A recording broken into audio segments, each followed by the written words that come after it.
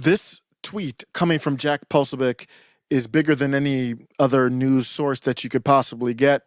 This is in regards to Trump and his potential VP pick.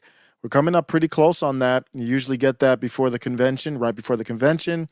You get the rumors out there, then you know, so you have that energy and momentum going in. Is everybody excited? Let me present to you who the potential VP pick would be. Are you getting excited? It could be Marco Rubio. Oh, okay.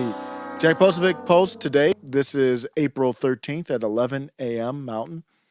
Massive push is on for Marco Rubio as Trump's VP, including big donations secured from major establishment donors. Per senior GOP advisor, Jack Posobiec is very connected. He's very pro-Trump. He's not posting this. He has plenty of information that's not positive for Trump. And he doesn't post it because he's pro-Trump. I'm not knocking him for that. What I'm saying is this is important because Jack is putting this out as a feeler, allegedly. He's putting it out as a feeler to see what he knows. This is not going to have a good reaction. He just wants to see how bad the reaction really is. And right now there's so much going on with the stuff going on 7,000 miles away, drones and all that kind of stuff flying back and forth, and the JQ problem, and it's a lot going on. But Marco Rubio's a part of all that problem. He's as establishment as it gets. What's happening here is the perception that I have is you have big donors. They say, Trump, we back you, but you're going to have to take this bro right here with you. Do you think Trump wants to take Marco Rubio with him anywhere? Than false choices like the one the president laid out tonight. The choice. I don't think so. Marco Rubio is as establishment as they get. He's kind of like that Weasley smart establishment. Back in the impeachment times, he was one of the few that did vote. Forget the exact vote, but he wasn't for impeachment in 2021. And there was only 10. There was only 10 in the Senate, I think, that was really strong against it. He was one of them. He's a guy who weasels. He's kind of like Nikki Haley. You compared Donald Trump to a third world dictator yesterday in an interview with the New York Times. How so? Well, I don't know about a dictator. I said a third world strongman.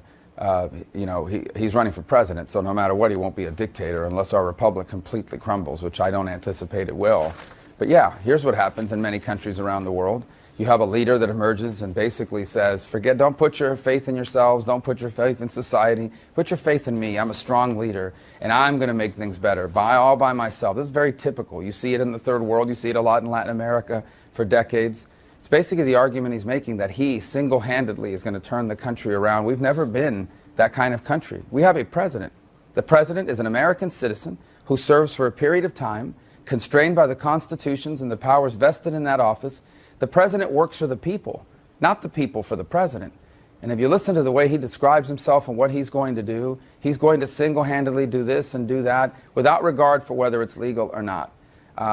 Look, I think people are going to have to make up their mind. I can tell you this, no matter what happens in this election, for years to come, there are many people on the right, in the media, and voters at large that are going to be having to explain and justify how they fell into this trap of supporting Donald Trump, because this is not going to end well one way or the other. Kind of weasels his way into the position that he needs to have to be a politician to keep his job.